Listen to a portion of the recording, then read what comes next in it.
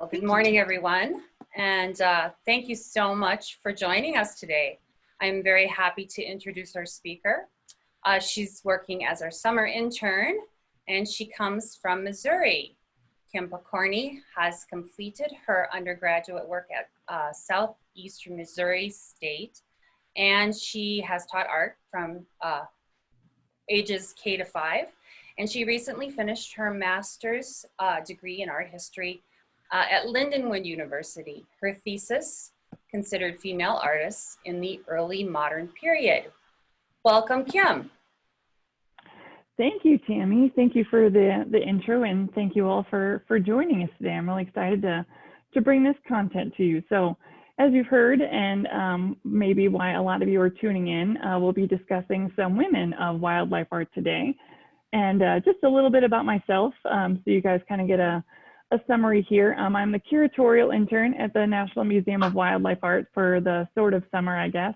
I'm from St. Louis, and I used to teach elementary art before I came here. So I have my bachelor's in art education and my master's in art history. And kind of linking why I wanted to bring you this information today was because my thesis was about female artists of the early modern era. And so I kind of like bringing as much attention as I can to these groups that we might not know a lot about. So our goal for today, the first goal is that I will not talk too fast because I know myself and I know that I tend to speed through things. So if you feel like you're missing some information because I'm flying through it, you guys can throw that up in the chat box and Tammy or Allie will tell me to calm down. So our real goal today is that I aim to bring attention to 3 different female artists in the wildlife genre that use their art to promote conservation and to turn their viewers' focus from human existence into animal survival. So I really want to present their work and their message to discuss whether or not you think their intentions are clear through what they do, and then also highlight the different media that is used to convey this similar message. So we're going to see a lot of different styles with these 3 women. So I think it's interesting that their end result is similar, but they approach it in a very different way. And I chose this subject because I started researching artists that were soon to be featured at the museum.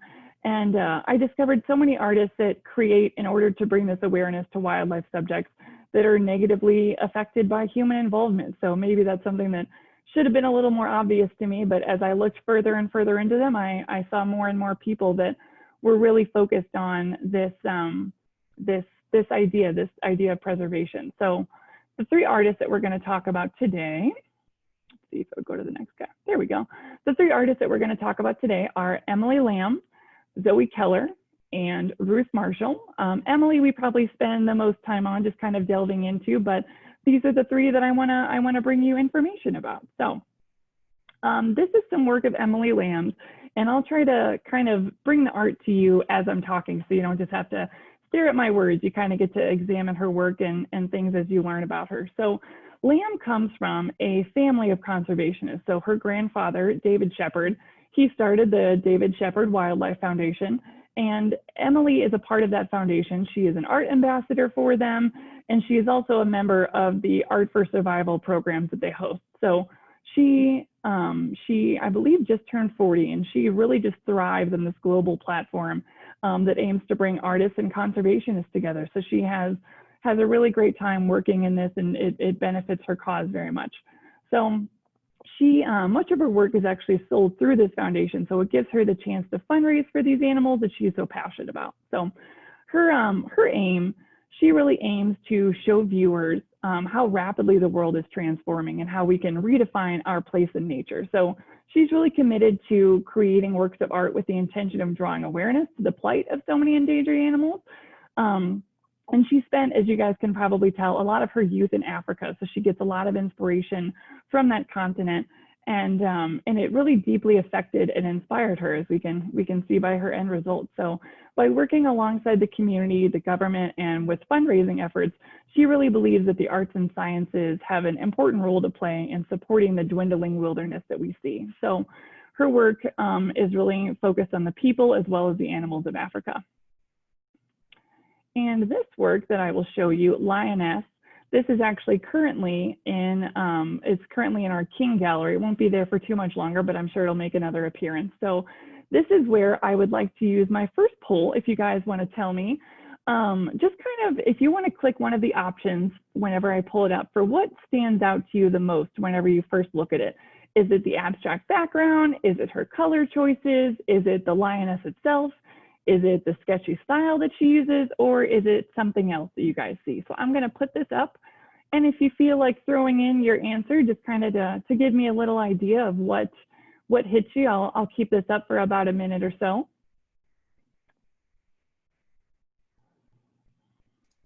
Oh, I love the real time. So Kim and I can watch your answers come in real time, and it's very interesting. I love it. It is. This is great. Yeah, I'm glad you guys are chiming in.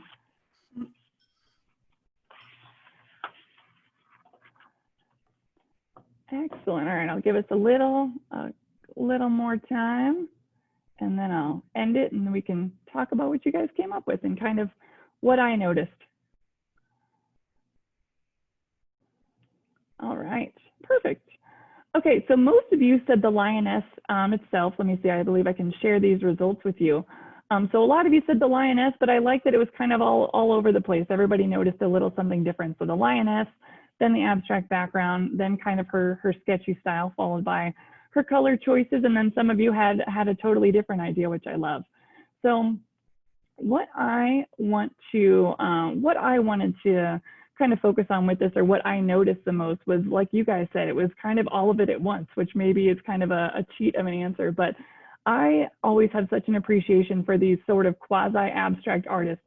You can tell Emily has an amazing talent. She was able to really put in this detail of this lioness, and it looks so realistic in the face, but she has these sketchy lines upon the neck and on the body that just kind of show you that it's not 100% realistic. This isn't necessarily what we would see out in the wild, but it raises questions of how she chose her colors. To me, it does kind of go along with her African-inspired works that she does for the most part, but the patterns and the colors, I like that she doesn't choose a whole myriad of colors. She kind of sticks to a similar palette, so we're not so distracted from the lioness. But I love her combination of realism with this not detailed background. That way we can kind of focus on the animal itself and maybe start to ask questions of, where was she seeing this lioness? What was it doing at the time? And kind of brings to light a lot of what she goes through with her process. So earlier I talked about her grandfather, David Shepard, and how he created the David Shepard Wildlife Foundation. And so he was also an artist. And so I want to do next is kind of juxtapose some of their works, because it's so interesting when you've got a family member that's also known for something that, you know, she kind of followed in the footsteps of. So kind of to see how each of them work and see how their work differs. You can see just from their style, of course, like, you know, they knew that there were photographers in their studio as they were working on these, but just kind of their different approach to the jump of how they started everything out. So this first painting, I tried to kind of compare and contrast works that had similar subject matter. So these first paintings both have zebras, obviously, and both of them had abstract backgrounds. Obviously, the abstraction is very different, but David shows more of the environment and kind of the natural habitat of the zebra. He still paints with kind of this movement and impressionism with the water and the bushes and the brush that would be behind the zebra. But Emily puts her entire realistic focus just into the animal itself and leaves the background, in this case, to pieces of the whole drawing. So it took me a while to notice. I guess I was so focused on these two zebras right in front, but of course I noticed this first zebra kind of almost in the center, and then this other one looking back at it. And then it took me a moment to really take in the background of these pieces of unfinished animal, and then these inhabitants of Africa, again, that she wants to highlight that are really part of this conservation. So she really focuses on the collective idea behind the animal. So I like that she has a similar, you can see her skill set, but she goes in a different direction from her grandfather. This next one both includes elephants. So in David's work, this one is a much more realistic work than the last one. So it's very neutral colored, and kind of includes the landscape of Africa with these large mammals that are seemingly approaching the creator. So in one stance, you might kind of be overwhelmed because it seems like they're getting larger, they're coming closer, and they're looking right at you. Where Emily is more concerned in this piece the animals and their traditions. And this, in her work, I kind of imagine myself as being one of the elephants and kind of being along on this ritual that they have, where it's not something that humans get to involve in very often. So I like that her work here to me involves preserving their traditions and kind of focusing on, this is what we can save. This is what we're trying to save. This next picture, or these next two pictures of their work, I like that it kind of flips from the elephant. So in this case, David is the one who really focuses on this tradition with the mud baths, trying to keep the rhinos cool during the day. So it's something, again, that we wouldn't see if we were interfering with what they were doing. So I really love the colors that David has chosen. This kind of blue on the rhinos to me really stands out against the yellow and the beige of the background. And the gray of the mud to me sort of like transitions my view from the blue into the brown of the ground and kind of shows something, like I said, that keeps the animals cool. Where here, Emily has kind of switched it up and she's painted the animal that's looking right at us. So the thing that got me the most curious was how she chose this composition, because this largest rhino that's staring right at you is almost off the canvas in general. So we've got a couple others in the background, but this most attentive one is far off to the side. And I wanted to show you too this picture of Emily working in the wild, and you can kind of see, I'll move it out of the way in a second, but you can kind of see that the position of those two rhinos looks as if she created it for this painting herself. So I don't doubt that she also uses photography in her work, but I do like that we can see that she's working from her own sketches. So she's out there, she's trying to be as unobtrusive to their daily lives and try to capture it with her own hand to bring it back to her studio and kind of transition it into her interesting composition later. So I want to kind of talk about her style a little bit that you guys have been able to see. And this is her working in her studio on more of a massive kind of panoramic picture. So when it comes to her style, to me, Emily is very unique, especially in this wildlife art genre. Most of the work that I've found really involves realistic animals and kind of their typical outdoor settings. So some of like what her grandfather did, some of what we see in the museum, like the very talented Carl Rungus work and the Tucker Smith work, where it's this beautiful, realistic imagery. And so instead of that, Emily translates the places and the inhabitants of Africa, and she also includes the people in her work, really showing an appreciation for those that are fighting for these animals in person every day, showing that they're part of the wildlife and that they have a huge part of the survival of these animals. She was classically trained in painting and tries to break down the rules that she's been taught, but also trusting the skills that she's acquired. She knows that she went to school and she learned so much, but she's also bringing a lot of her own style in. Something I wanted to highlight of Emily that I absolutely love was that she, for a solid year, she did this from, I think, mid 2019 and early 2020 that she did this, but it was her a wildlife campaign. It was a year-long campaign where she sketched a variety of animals for just 30 minutes a day. And I'll click to this next one so you guys can see how many. I mean, obviously she did it for a year, so there's probably about 365 of these, but just some of the beautiful examples. And she sold each painting for $100 and then raised over $100,000 through what she called a simple act of service. So some of these probably sold for more, maybe she put them up for auction, but she said that she did it by simply saying yes to those who needed assistance to support their mission. So she donated to online auctions, exhibitions, magazines, social media, all these things. So from what I understand as well, she would donate to a fund that supported the animal that she decided to choose that day. So I love that she took her talents and she took the skills and kind of her name. I think that she's decently known, especially again for, her grandfather kind of built this legacy, and she's obviously carried it on, but she used that in order to, make quick sketches that weren't going to take up an entire day, weren't going to take up a lot of time, but made a really powerful message. So to kind of wrap up about Emily Lamb, so I found her struggles and her goals interesting, just because, some of these artists seem so far away from us, whether or not they live far away, whether or not they seem to travel to places we could never see, or whether or not, for some artists, it's like they've been gone for a while. But she initially had this struggle to kind of find her place in the arts because her family legacy is so great. And so that's something that kind of struck me is it does have to be difficult to kind of come out from under the wing of such a positive influence with her grandfather on the environment and on the conservationist platform. But now it feels like, or in her words, her challenge is the urgency of her passion and the urgency of protecting the environment. So I love that she changed from worrying about herself and worrying about how she was going to make her stake to just being like, the problems that I'm trying to address are a very big deal now. So I want to put my focus into making positive change. So I love that. Our next lady is Zoe Keller. So Keller is a graphite artist. As you can already tell, it's going to be quite different from what we just looked at with Lamb's work.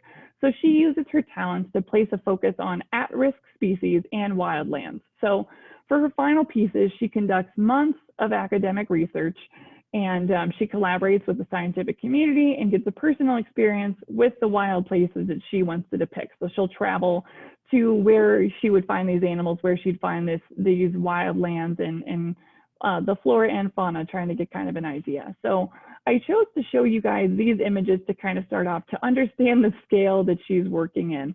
It's immense and it's so detailed, and she does such a good job.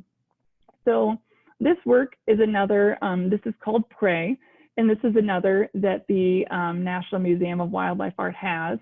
And so if you guys would amuse me with another poll, I am curious as to what you guys, I guess, what you're most curious about or what you're most impressed about with her work. So is it how she goes about choosing what she's going to depict? Is it her hyper-realistic detail? Is it the scale, or is it something else? So if you would like to entertain that again and vote in for how you're feeling. Ooh, I got an other. If you would like to type the other in the chat box, I'll see if I can track it down. Yes, and just to point out, Zoe Keller is in Western Visions this year, so some of her pieces will be on the walls at the museum come September 12th to October 17th. So you can see some of her new pieces in person. Yes, that would be wonderful. There's nothing quite like seeing it in person. So I can only show you so big, but when you get to see her detail, it's wonderful. All of the above, I love that. All right, I'm gonna end it in about 5 more seconds or so, just so you guys don't have to stare at me looking at this. Ooh, composition, I can agree with that. Absolutely. Composition, oh man, you guys are killing me. I should have put that as an option. Okay, I'm gonna end this polling and I'll share our results. So most of you are very curious or impressed. Again, I guess those aren't synonyms, so maybe we have some different answers here, but her hyper-realistic detail, some other, and when I looked at the chat, a lot of that was composition, which I completely agree with. How she chooses, and then lastly, kind of coming in with the how she chooses what she does and the scale that she does it in. So thank you guys so much. So hopefully I'll be able to talk to most of those things and give you some more information. So with her style and methods, so she collects information from personal explorations of landscapes and hours spent thumbing through her growing field guide collection, which I thought that was so interesting. I don't think that there's many people that I know that have a growing field guide collection, so I love that. Her memories of time spent in forests and on shores across the Midwest and Northeast are really reflected in her detailed drawings. So she considers her work to be highly detailed drawings with a hint of narrative. So I like that she kind of combines those two things. She's putting so much detail in it, I think, to maybe grasp people's attention and make you spend more time on her work, focusing on how many details she put in. But in the end, it's also trying to tell you a story. So her strategy in choosing subject matter can come from a plant or animal that's endangered, or one that can only be found in specific locations. So she's trying to highlight some of these species that we don't find very often, or we might not find very often, or we don't see them in many different places. So I like that she has this method behind her process here. So her message, Keller says that she works to explore the interconnectedness of fragile and vanishing ecosystems. So it is her hope that her art will inspire an appreciation for the natural world, which I think that we find that in a lot of our wildlife artists. And she wants to encourage people to defend what remains. So she says that she has been developing bodies of work that ask big questions about visually engaging with the natural world in ways that honor it and inspire others to protect it. So I appreciate that her interpretation of trying to put that message forward is, I am trying to bring the most realistic version of the natural world through my pencil and trying to bring it to my viewers in order that, you know, maybe they'll want to act, maybe they'll want to change something about what they're seeing. So some of her works go into further detail of specific animals and protection, like this project, Scale and Bone.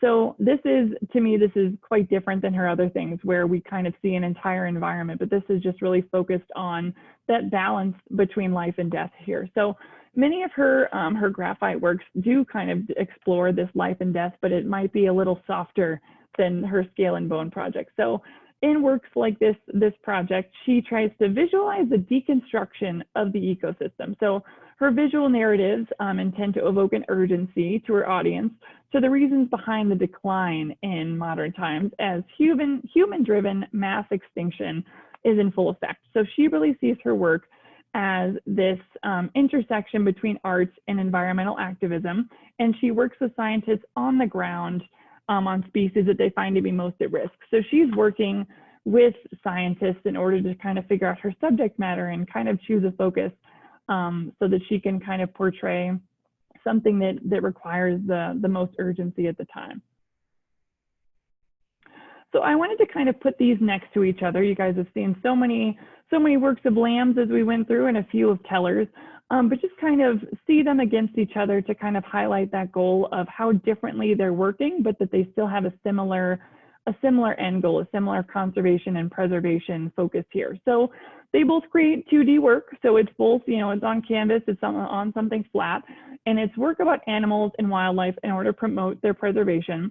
Lamb really uses these bright colors, and she also incorporates people, which if you guys are you know, well versed in our wildlife art, we don't always see that. We see a lot of focus on maybe the animals and maybe the human interaction that isn't so good, but Emily is putting the people in that she feels are so essential, and she really shows her respect for them. And then instead of putting humans in her work, Keller collaborates with them personally. So she's trying to use scientific information in order to bring her work the most accuracy as possible. So they work in different ways and they highlight people in different ways, but they're still trying to convey this similar thing. So each artist focuses also on a different area of the world. Obviously, we talked about with Lamb and her inspiration from Africa, where Keller really focuses on North American animals. So kind of a difference, proving that we need a little help with conservation everywhere. So our last artist is Ruth Marshall. And again, with the highlight of different media, I thought that she was a great example for just something so different than what we've seen, or at least what I've personally seen, and then what the other artists are working in. So Ruth Marshall, she hand knits pelts of exotic endangered animals. So she works primarily on big cats like tigers and jaguars and leopards, but she also constructs snakes and a variety of possums. So she tries to, she kind of goes all over the place with her inspiration and with what kind of animals that she puts forward. So her creations weren't inspired by visits to art galleries or in any sort of university class, but she actually used to work at the Bronx Zoo, and she was an exhibition sculptor for 14 years. So she went to the zoo day in and day out, and so she just became very concerned with the plight of endangered animals. I mean, she was reminded of it daily with actually working near them. So this is kind of her route to trying to do her part. So this piece, Tiger Cub, I wanted to focus on this. This is another one that will be at the museum eventually. And then I also wanted to include this close-up because to me, it was still shocking to see that, you know, her detailed work looks like a sweater when you look at it really up close, which just kind of, I think, speaks to her skill in making it look so realistic. So just a quick poll, if you will amuse me. Are you surprised to see that the material that she uses for her work? So it can either be, yeah, once you said, you know, yes, I was expecting something completely different. No, this is what I assumed whenever you said knitted, or a little, but maybe I was imagining something close to this. So just to kind of see if you guys were as surprised as I was to see how she goes about making these.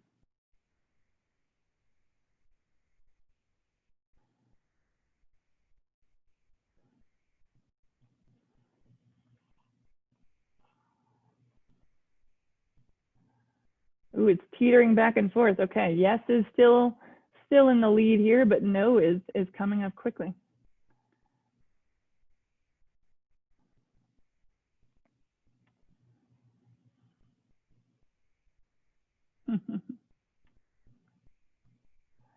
All right, I'm gonna wrap this up and show you guys how we're all feeling. So yes was barely in the lead, as some people were expecting something completely different, and then maybe I gave it away for most of you with a no, this is what I assumed when knitted was used for a description. So thank you guys. I'm glad to hear how you feel about it. So I was surprised just because it looks, like I said, it looks so realistic, and then when you see it, it looks exactly like, you know, some sweaters that we might see on sale pretty soon. So very interesting that this was her approach to these. So Marshall's message is that she's making these vivid hand-knit replications of endangered animals to remind us of the threat that they face and the importance of wildlife conservation. So her tiger pelt project reproduces and interprets full-size tiger pelts as knitted textiles. So she makes something that we often see very differently than it is normally. So charting the pelts gives her an opportunity to really inspect and observe the creatures up close in order to accurately transcribe the pelts into design. So I honestly kind of felt that it was similar to Zoe's, to Keller's idea of the scientific research. Same thing, Marshall wants to get this very realistic work done through knitting. So she does kind of this research in order to make it look as realistic as possible. So Marshall also, with her plan and how she goes about things, she hopes that viewers who see her exhibition and see her work will understand how beautiful these animals are and how important it is to save these species from extinction for the health of the planet. So that is her goal, that she's really hoping that her work inspires people to save these animals and to realize that this is something that we might lose. So her artistic intent, and this is something that I was really pleased to see. Of course, all of them they have this focus and they're doing so much work, but she brings attention to the illegal wildlife trade and the species loss in a way that unites a new and widened audience. And her textile pelts exemplify how artisan goods have the potential to have higher commercial value than a poached skin on the black market. So she's really hoping that the result of her work is going to be a paradigm shift of the incentive of wildlife trade, which is one of the largest illegal activities in the world. So I love that her idea is that if I can do this and if other talented artists can do this, if we can make impressive animal pelts through knitting, then maybe someone wouldn't feel as proud to have a true tiger pelt. So I like that she's trying to shift it, because similar to now, if someone has an amazing painting from a big named artist, it's a point of pride to show it to people when they visit. And she's hoping that this is kind of where the arts can help out in conservation. So they really reinforce the support of conservation, and kind of the society's culture is more of a sustainable and viable and lucrative endeavor than this illegal wildlife trade is. So lastly, kind of to talk about all three of them at the end before we take some questions and things, I wanted to show again their work right next to each other and kind of summarize what they're doing for wildlife, and just kind of reflect on how Marshall's art is going in quite the different direction from the other two. So as we talked about, Lamb's art combines abstract and realistic elements in her Africa-inspired pieces.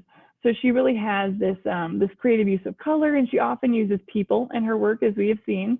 While Keller is this detailed graphite artist whose meticulous drawings of North American animals accentuate her attention to detail and skill in translating fur and feather through her work. So Marshall, on the other hand, who works in fibers, she tries to create this mimicry of an animal hide, and her work spans many countries. So she's not really focused on just one area. And she's hoping that through hand knitting these pelts really brings attention to their scarcity and shows that an animal can be made on display without using it posthumously. So she's hoping that her work really translates and changes a little for people's view on how they see them and what they want out of animals. If you are willing to do one last poll before we open it up to wrap up questions, just to kind of see if you guys feel like the artist's message comes through clearly in their work. And this one is one where you can choose more than one answer. I feel like it takes me personally a while to sometimes understand the message of an artist. It's not until I look into their work, or it's not until I read their panel that I really get the purpose of it. But I'm starting to think that with some of these artists and some of their work, that I am getting a better understanding of how to interpret their art and try to understand what they're trying to tell me. And then also, do you feel like this is going to make you look at wildlife art differently after learning about these women artists? So I'll put that up if you feel like participating one last time before throwing your questions at me that hopefully I can answer.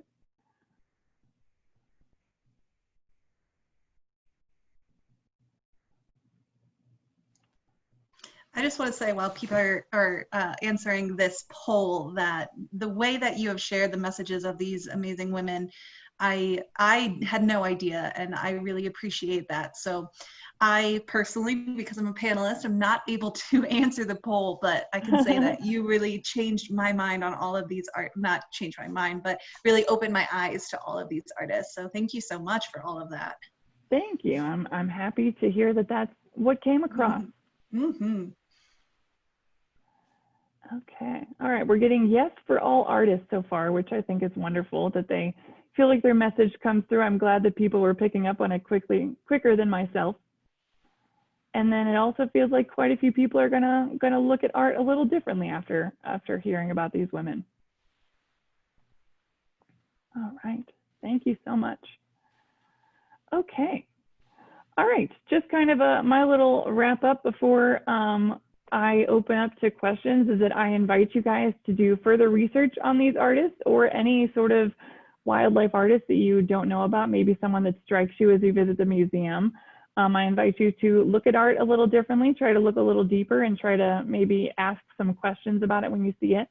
And then also, this is always a challenge for me, but I invite you to try to interpret an art that you see before you read the panel. So that's always kind of a challenge, but I think it's a lot of fun if you go to a museum with someone and kind of share your interpretations, and then go for trying to figure out if it matches with what the artist wanted to tell you.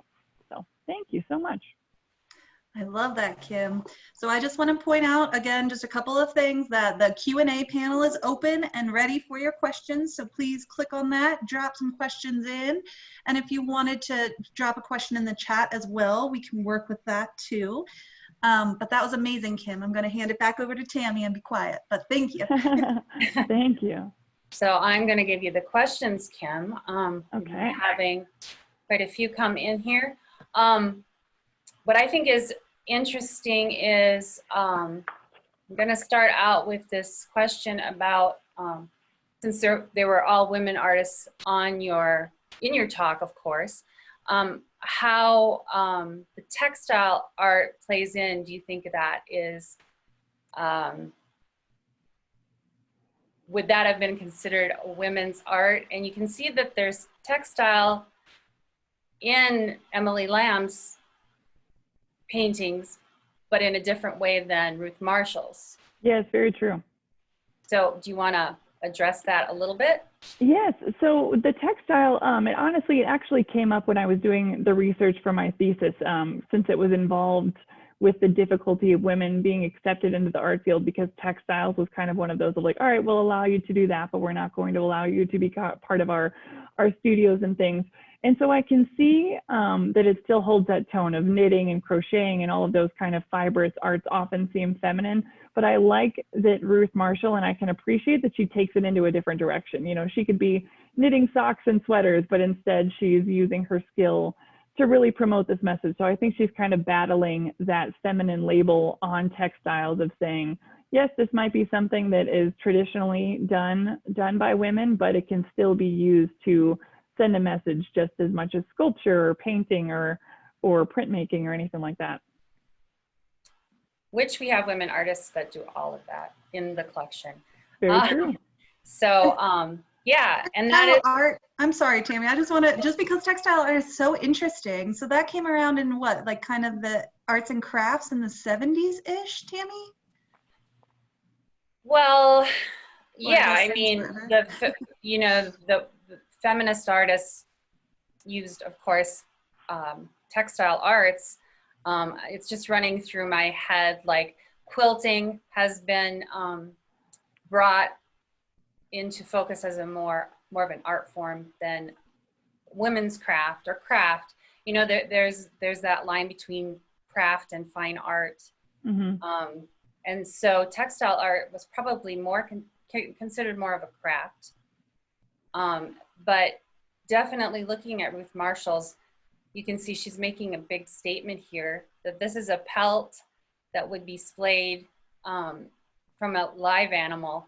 And she makes a very realistic looking one out of another medium completely where no animals are killed, but let's look at what's happening here. So, and I think it's just cool. We use animals in fashion all the time. I think a great exhibit would be of jewelry that featured animals. But in clothing and patterns, we abstract animal patterns in nature and things like that all of the time. So that's pretty interesting. That we divide things up as women's work to this day. Yeah, some of our participants were noting like the lowbrow versus highbrow, and they're right. There's, like you said, there's fine art, and then there's what's considered kind of arts and crafts. So it's interesting how those things get thrown. Well, and Zoe Keller, she's drawing, and there was an interesting question connected to that. That was why the foxes were in Prey. So one of the first pieces of Zoe Keller's that you showed that's in our permanent collection. Yeah. And if you want to talk about that a little bit, what's going on maybe in that. We'll back up her picture. A little bit more detail about that. Yeah, let me see if I can track it down here and show you, just so we can, as we're talking about it. So that's a great question of why she included the foxes, and kind of a lot of you mentioned the composition of kind of the direction that the animals are all looking in, and what they're curious about, kind of as they're going in this circular direction. And honestly, I do not know why she included the foxes. I will have to look into her inspiration behind this work and see what the intention was with her choices of these animals, kind of all coming together in this pile. Well, I like to think of it that prey might be a pun on the word too. You know, a little bit of a pun on the goats and the foxes. Would the foxes eat the goats? They wouldn't hunt them. So, you know, she's playing around with a lot of different things there. I think it's interesting to have all of these animals living in harmony. Like so many painters like to paint those scenes, like there were a few in the 19th century that would paint these Edenic ideas of animals all living happily together, and geese living with foxes and wolves and that kind of thing. So I think it's really fun and it's interesting, and look at those sweet faces on those little foxes. It does, from what I found about Prey, it does say that it was created for a solo show, and that this whole series depicted 44 species of endangered and extinct North American animals. So while I don't quite know why she chose the specific animals for this work, it was part of a solo exhibit where she wanted to highlight only animals in North America that were slowly leaving us. Oh, I'm getting a lot of questions here. So a little bit on just wildlife art,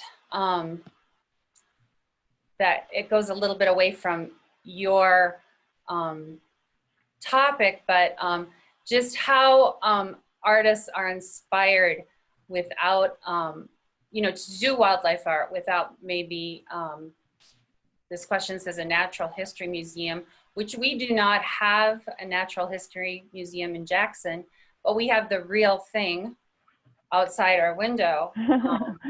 Very true. But as far as inspiration, you want to speak to that a little bit about these artists that you looked at? Yeah, absolutely. So I feel like most of them, their inspiration comes from their own human experience. So I I attempt to paint myself, and it's not myself, I also paint, but it's one of those that like I draw inspiration from things that I see or from other artwork that I see. And so with each of these artists, they were inspired by where they got the privilege to visit, where they got the chance to really experience these animals. So Emily, her family was always going to Africa, and from what I read about her, she really felt like that was more of her home than Europe, where she is from. I believe the UK. So she felt more at home there because of how often she was there and how she really felt she had this connection to the animals. So her inspiration came from her personal experience and her travel. And then for Keller, it sounds like where she grew up, similar to if you grew up in Jackson, you've got this amazing natural world that surrounds you of, there's national parks right by you, there's mountains on either side of you, and you get to see so many of these animals, which is always exciting when you get to see them in real life. So I think that inspired her with her surroundings, and then she also got into her field guide, and I think once she saw them in person, she started to get more interested in understanding more about them.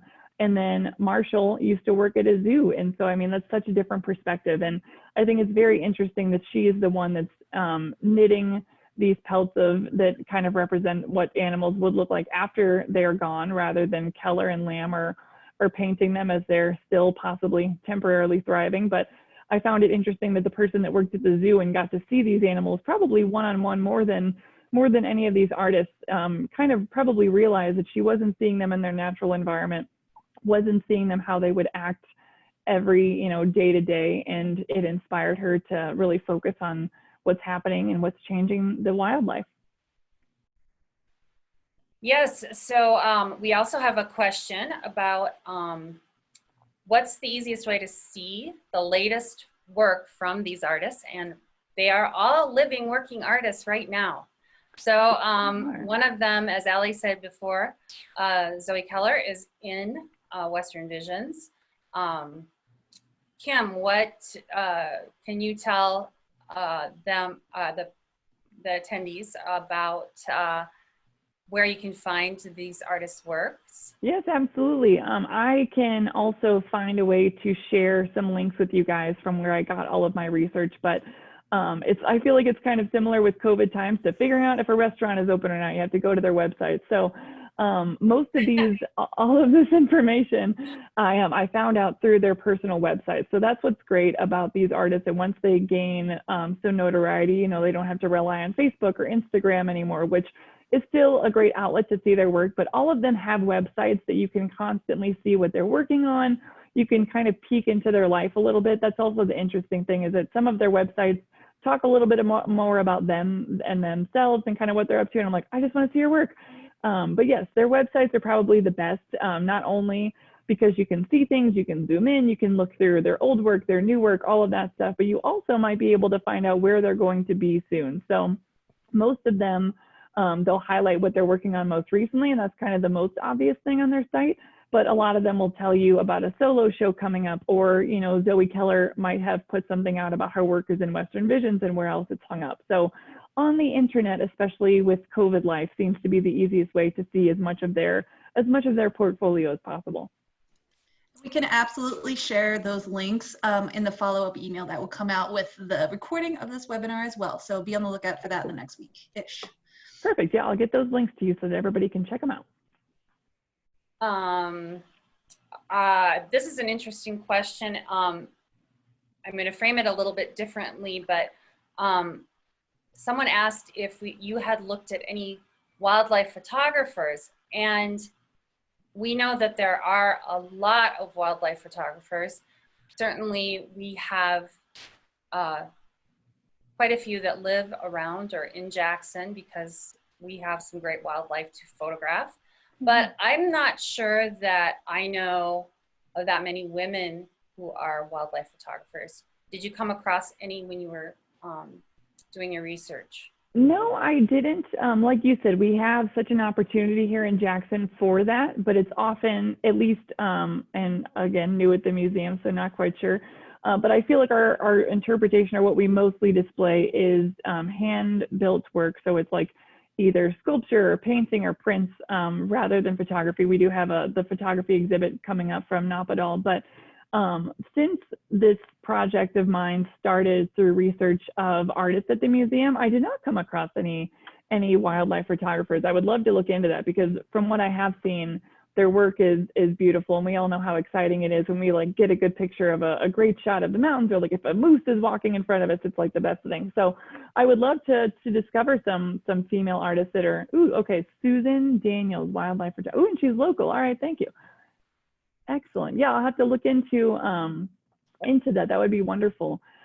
Because again, most of these artists, their inspiration comes from the outdoors, and so I'm sure many of them have some great photos as they go along.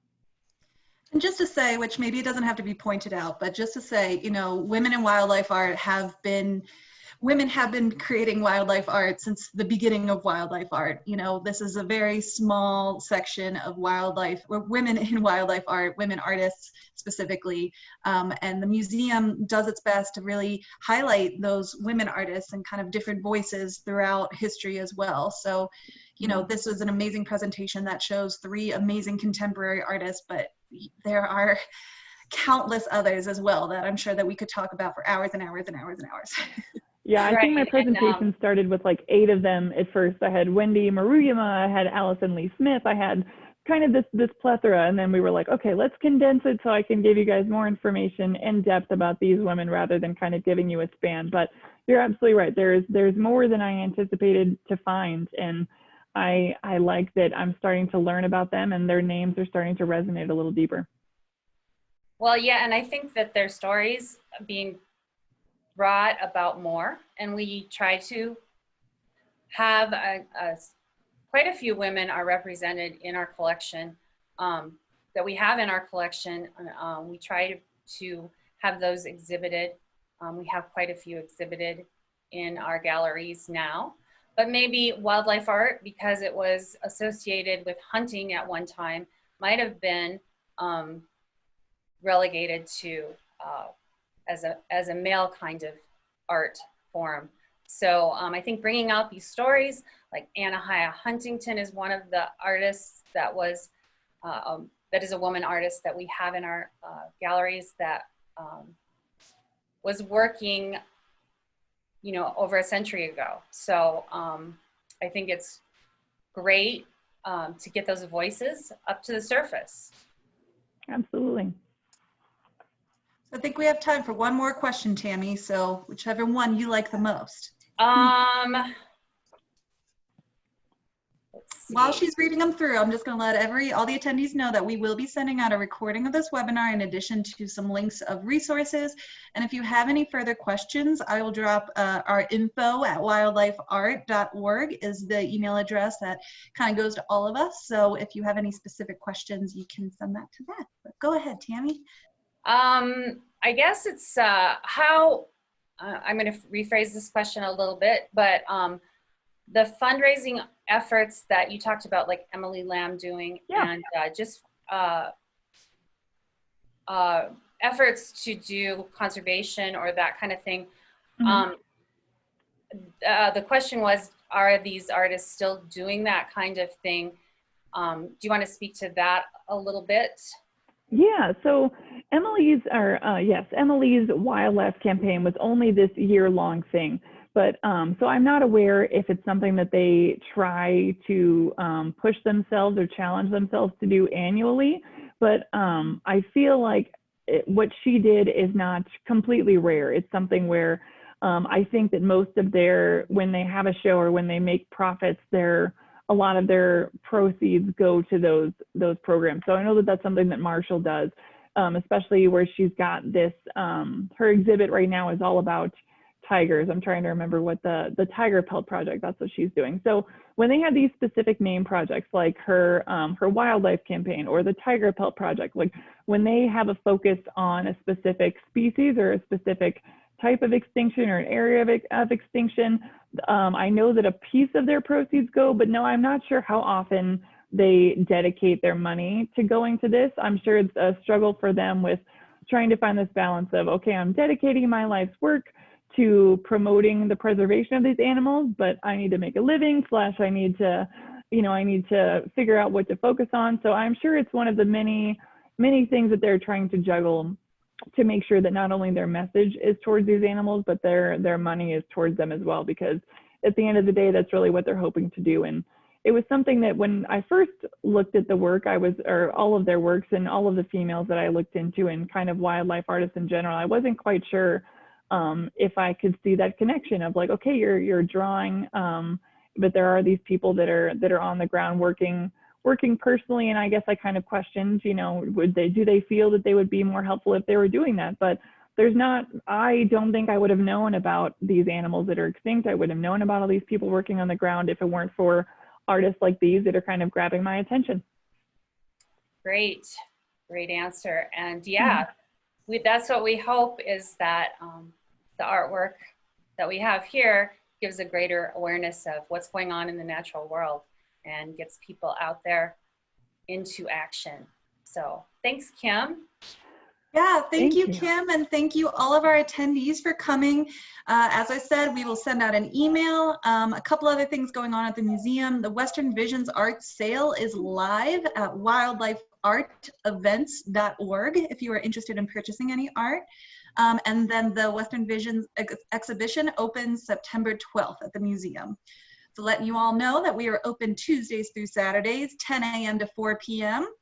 And we would love to see you at the museum if you can make it. If not, please continue to register and to come to all of our virtual events here so we can bring our collection to everybody. Any parting words, Tammy or Kim?